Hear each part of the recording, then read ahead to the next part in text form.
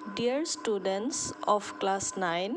welcome to my English class. Today we will read a very nice poem, and the name of the poem is A Legend of the Northland by Phoebe Carey. First of all, I want to tell you something about the poet. The name of the poet is Phoebe Carey. She was an American poet. She was born on 4th September 1824 in Mount Healthy, Ohio, in USA. She had an elder sister whose name was Alice Carey, and she was also a poet. Both of them had great contribution to American literature. Harvest Gathering, Jacob, A Leak in the Dick are the names of some poems written by her. Phoebe Carey died on 31st July 1871 in Newport, Rhode Island. Before starting the poem, we should also know what is a ballad. A ballad is a song narrating a story in short stanzas. Ballads are a part of folk culture or popular culture and are passed on orally from one generation to the next. Eta ballad mane hol eta git ba kobita jot eta lokokotha ba lokosংস্কৃতিৰ উল্লেখ থাকে। ইয়াক লিখিত অৱস্থাত পোৱা নাযায়। ই মানুহৰ মুখে মুখে চলি থাকে। এটা প্ৰজন্মৰ পৰা আন এটা প্ৰজন্মলে মুখে মুখে চলি গৈ থাকে। আৰু ইয়াত বেলাডৰ কথাটো এই কাৰণে উল্লেখ কৰিছে যে আমি যেটো পয়েম এটা পঢ়িবলৈ গৈ আছো a legend of the Northland ইউ হল এটা ballad. Now we shall start the poem. The name of the poem is A Legend of the Northland. Legend মানে হল old traditional story. পৰম্পৰাগতভাৱে চলি অহা পুৰণা সাধু কথা। নৰ্থলেণ্ড বুলি ক'লে উত্তৰ মেৰুৰ যিবিলাক বৰফে আবৃত কৰি ৰখা ঠাণ্ডা ঠাই আছে পৃথিৱীৰ আটাইতকৈ ঠাণ্ডা ঠাই নৰৱে গ্ৰীণলেণ্ড আদি ঠাইসমূহক আমি নৰ্থলেণ্ড বুলি কওঁ আৰু এই পয়েমটোত যিটো লিজেণ্ডৰ কথা কোৱা হৈছে এই লিজেণ্ডটো এই নৰ্থলেণ্ডৰে।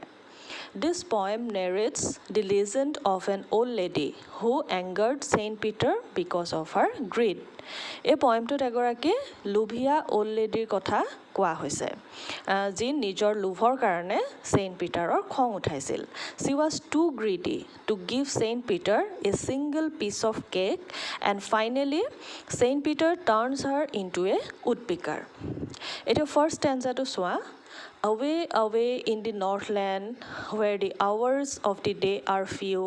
and the nights are so long in winter that they cannot sleep them through. The দূৰত থকা নৰ্থলেণ্ডত য'ত দিনৰ সময়ছোৱা খুব কম হয় দিনবোৰ খুব ছুটি হয় তাত আৰু ঠাণ্ডাকালি ৰাতিবিলাক ইমানেই দীঘল হয় যে গোটেই ৰাতিটো শুইও থাকিব পৰা নাযায় বা গোটেই ৰাতিটো শুই শুই তেওঁলোকৰ আমনি লাগি যায়গে। Where they harness the swift reindeer to the sledges when it snows and the children look like bear's cubs in their funny furry clothes. Harness মানে বান্ধি ৰখা fasten to the cart. Swift মানে বেগী reindeer হল বলগা হৰিণ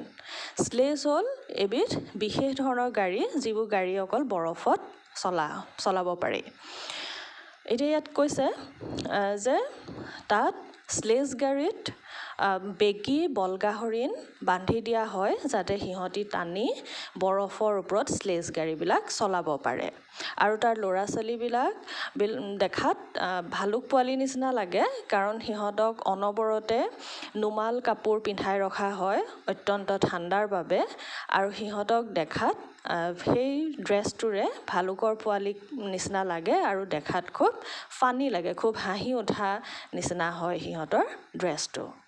Tell them a curious story. I do not believe it is true. And yet you may learn a lesson if I tell the tale to you. দেশ শব্দটোৱে ইয়াত নৰ্থলেণ্ডৰ দেশসমূহৰ মানুহবিলাকৰ কথা বুজাইছে ডেমটোৱে সেই দেশৰ ল'ৰা ছোৱালীবিলাকৰ কথা বুজাইছে কিউৰিয়াছ মানে আচৰিত বা আচহুৱা টিএলি টেল মানে হ'ল সাধু কথা। এতিয়া সেই দেশৰ মানে নৰ্থলেণ্ডৰ মানুহবিলাকে তেওঁলোকৰ ল'ৰা ছোৱালীবিলাকক এটা আচৰিত ধৰণৰ সাধু কথা কৈ শুনাইছিলে মই কিন্তু সেই সাধু কথাটো সঁচা বুলি বিশ্বাস নকৰোঁ আই মানে পয়েটে নিজৰ কথা বুজাইছে আৰু তেওঁ কৈছে যে মই যদি তোমালোকক সেই ষ্টৰিটো কওঁ তেতিয়াহ'লে তোমালোকে নিশ্চয় তাৰ পৰা এটা নীতি শিক্ষা পাবা Once when the good Saint Peter lived in the world below and walked about it preaching just as he did, Saint Peter হ'ল an apostle of Christ. যীশু খ্ৰীষ্টৰ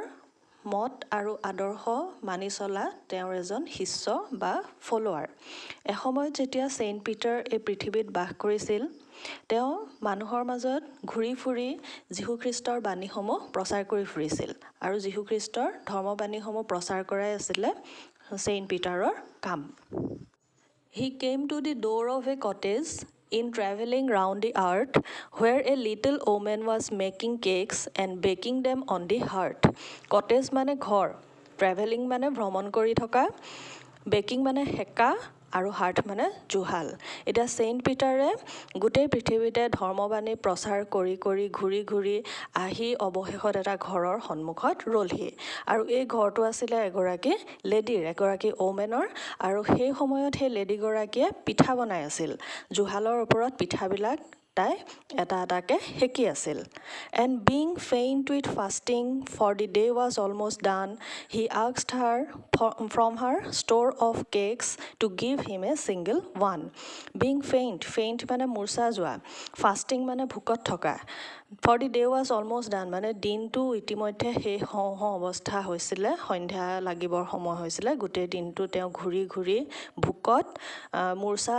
যোৱাৰ অৱস্থাৰ সৃষ্টি হৈছিল সেয়ে তেওঁ আহি মহিলাগৰাকীৰ ষ্টৰৰ পৰা এটা মাত্ৰ কেক তেওঁ খাবলৈ বিচাৰিছিল So she made a very little cake but as it baking lay she looked at it and thought it seemed too large to give away যেতিয়া ছেইণ্ট পিটাৰে লেডিগৰাকীক এটা কেক বিচাৰিলে তেওঁ এটা বহুত সৰু কেক বনালে আৰু জুইৰ ওপৰত যেতিয়া তেওঁ কেকটো বনাই আছিলে তেতিয়া তেওঁ কেকটোৰ ফালে চাই ভাবিলে যে আনক দিবলৈ কেকটো দেখোন বহুত ডাঙৰ হৈছে Therefore, she needed another, and still a smaller one. But it looked, when she turned it over, as large as the first had done.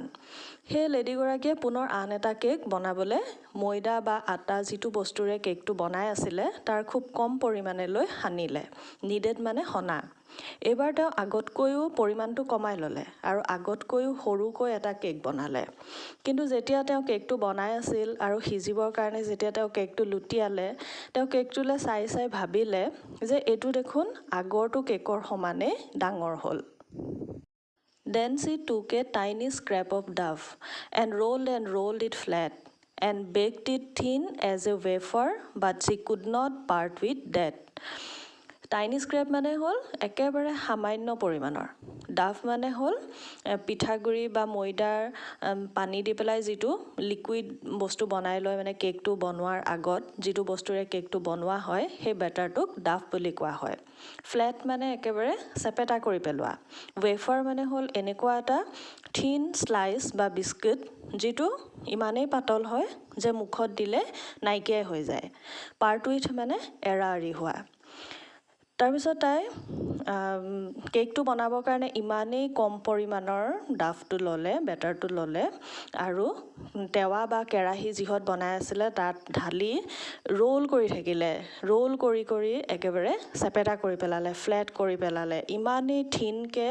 বনালে যে খাবলৈ সেইটোত একোৱেই নাথাকে মুখত দিলে সেইটো নাইকিয়াই হৈ যাব তথাপিও তাই সেইটো দিবলৈ বেয়া পাইছে পাৰ্ট উইথ মানে দি দিয়া সেইটো ইমান পাতলকৈ বনোৱাৰ পিছতো তাই সেইটো ছেইণ্ট পিটাৰক দি দিবলৈ টান পাইছে For she said, my cakes that seem too small when I eat of them myself are yet too large to give away. So she put them on the shelf. তাই নিজকে নিজে ক'লে যে মোৰ কেকবিলাক দেখোন যেতিয়া মই নিজে খাবলৈ বিচাৰোঁ তেতিয়া সিহঁতক দেখোন মই ইমান সৰু দেখোঁ আৰু যেতিয়া বেলেগক দিবলৈ বিচাৰোঁ তেতিয়া দেখোন একেখিনি কেককে মই ইমান ডাঙৰ দেখোঁ আৰু ছেইণ্ট পিটাৰক দিবৰ কাৰণে সেই কেকটো তাই ডাঙৰ দেখিলে আৰু ছেইণ্ট পিটাৰক নিদি পেলাই তাই সেইটো পুনৰ নিজৰ ছেল্ফত ভৰাই থৈ দিলে Then good Saint Peter grew angry for he was hungry and faint, and surely such a woman was enough to provoke a saint. এতিয়া ইমান সময় যেতিয়া অল্ড লেডিগৰাকীয়ে ছেইণ্ট পিটাৰক এটাও কেক খাবলৈ নিদিলে তেতিয়া ছেইণ্ট পিটাৰক খুব খং উঠিলে কাৰণ সেই সময়ত তেওঁ ইমানেই বেছি ভোক লাগিছিল আৰু ভোকতে তেওঁ আনকনচিয়াছ হৈ মূৰ্ছা যোৱাৰ মানে উপক্ৰম হৈছিলে আৰু এনেকুৱা এগৰাকী লেডি যথেষ্ট আছিলে এগৰাকী হলি পাৰ্চনক এগৰাকী ছেইণ্টক খং উঠাবলৈ প্ৰভোক মানে হ'ল খং উঠোৱা তেওঁ ব্যৱহাৰে ছেইণ্ট পিটাৰৰ খুব খং উঠাইছিলে and he said you are far too selfish to dwell in a human form to have both food and shelter and fire to keep you warm তেতিয়া ছেইণ্ট পিটাৰে লেডিগৰাকীক ক'লে যে মানুহ হিচাপে জীয়াই থাকিবলৈ তুমি বহুত বেছি স্বাৰ্থপৰ সেলফিশ মানে হ'ল স্বাৰ্থপৰ আৰু ডুৱেল মানে জীয়াই থকা যে পৃথিৱীত মানুহ হিচাপে জীয়াই থাকিবলৈ তুমি বহুত বেছি স্বাৰ্থপৰ to have both food and shelter যে তোমাৰ খোৱা বস্তু আছে আশ্ৰয় আছে নিজকে গৰম কৰি ৰাখিবলৈ ইমান ঠাণ্ডা জেগাত নিজকে দিবলৈ তোমাৰ জুই আছে গতিকে ইমানখিনি বস্তু পাবলৈ আচলতে তুমি যোগ্য নহয় এটা আমি জীৱশ্ৰেষ্ঠ আমি মানুহ আমাৰ ভাল ভাল গুণ থাকিব লাগে হিউম্যানিটি থাকিব লাগে আমাৰ মানৱীয় গুণ থাকিব লাগে আমি সকলোকে সহায় কৰিব লাগে আমাৰ মনবিলাক বহল হ'ব লাগে যদি মানুহ হৈ পেলাই আমি ইমান স্বাৰ্থপৰ হওঁ তেতিয়াহ'লে নহ'ব ইমান সেলফিশ হৈ আচলতে আমি পৃথিৱীত বাস কৰাৰ যোগ্য নহয় Now you shall build as the birds do and shall get your scanty food by boring and boring and boring all day in the hard dry wood. Saint Peter খঙতে অল্ড লেডিগৰাকীক ক'লে যে এতিয়া তুমিও চৰাইবিলাকে যিদৰে বাঁহ সাজে তুমিও এতিয়া সেইদৰে বাঁহ সাজিব লাগিব আৰু খোৱা বস্তু তুমি সামান্য পৰিমাণৰহে পাবা স্কেন্টি ফুড স্কেন্টি মানে সামান্য পৰিমাণৰ তাকো গোটেই দিন টান আৰু শুকান কাঠত ৰুকি ৰুকি তুমি সামান্য পৰিমাণৰহে খোৱা বস্তু পাবা কাৰণ অল্ড লেডিগৰাকী যেতিয়া মানুহ হিচাপে জীয়াই আছিল তেতিয়া সেই জীৱনটো তাই সৎ ব্যৱহাৰ কৰিব নাজানিলে তাই খোৱা বস্তুৰ অভাৱ নাছিলে তাই অকল নিজৰ কথাহে চিন্তা কৰিলে নিজেহে ভোগ কৰিবলৈ শিকিলে আনক দিবলৈ নিশিকিলে গতিকে খোৱা বস্তু পাবলৈ কিমান কষ্ট সেই কষ্টখিনি তাই যাতে বুজি পায় সেইকাৰণে ছেইণ্ট পিটাৰে কাৰ্ছ দি অভিশাপ দি তাইক এটা চৰাইলৈ পৰিৱৰ্তন কৰিলে Then up she went through the chimney, never speaking a word, and out of the top flew a woodpecker, for she was changed to a bird. তাৰপিছত চিমনি হ'ল ঘৰৰ ওপৰত চিমনি বনোৱা হয় ধোঁৱাটো ওলাই যাবৰ কাৰণে বাহিৰলৈ আৰু সেই চিমনিৰ মাজেদি অল্ড লেডিগৰাকী এটা চৰাই হৈ উৰা মাৰিলে এটা কথা ক'বলৈও তাই সুযোগ নাপালে আৰু এটা উডপিকাৰ বাৰ্ড হ'ল তাই এটা উডপিকাৰলৈ পৰিৱৰ্তন হ'ল সেই উডপিকাৰ হৈ তাই চিমনিয়েদি উৰা মাৰিলে আৰু উডপিকাৰলৈ তাই পৰিৱৰ্তন হ'ল মানুহৰ পৰা She had a scarlet cap on her head and that was left the same but all the rest of her clothes were burned black as a coal in the flame Scarlet cap মানে হ'ল ৰঙা টুপি old লেডিগৰাকীৰ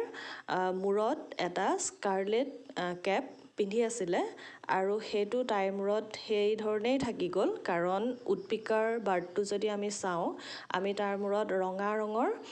ফুল নাইবা টুপি নিচিনা কিবা এটা দেখা পাওঁ আৰু সেইটো স্কাৰলেট কেপটো তাৰ মূৰত সেই হিচাপে থাকি গ'ল কিন্তু যিখিনি কাপোৰ পিন্ধি আছিলে সেইখিনি জুইৰ শিখাত জ্বলি গ'ল আৰু কয়লাৰ নিচিনা ক'লা হৈ গ'ল REST ৰেষ্ট শব্দটো ইয়াত ৰিমেইনিং বুজাইছে যিখিনি কাপোৰ পিন্ধি আছিলে ৰিমেইনিং যিখিনি ক্লথছ আছিলে সেইখিনি জুইত জ্বলি কয়লাৰ দৰে ক'লা হৈ গ'ল and every country school boy has seen her in the wood where she lives in the trees till this very day boring and boring for food আৰু স্কুললৈ যোৱা প্ৰত্যেকজন ল'ৰাই কাঠনিত তাইক দেখা পায় এতিয়াও তাই সেই কাঠনিতে বাস কৰে আৰু খাদ্যৰ বাবে গোটেই দিনটো কাঠ ৰুকি ৰুকি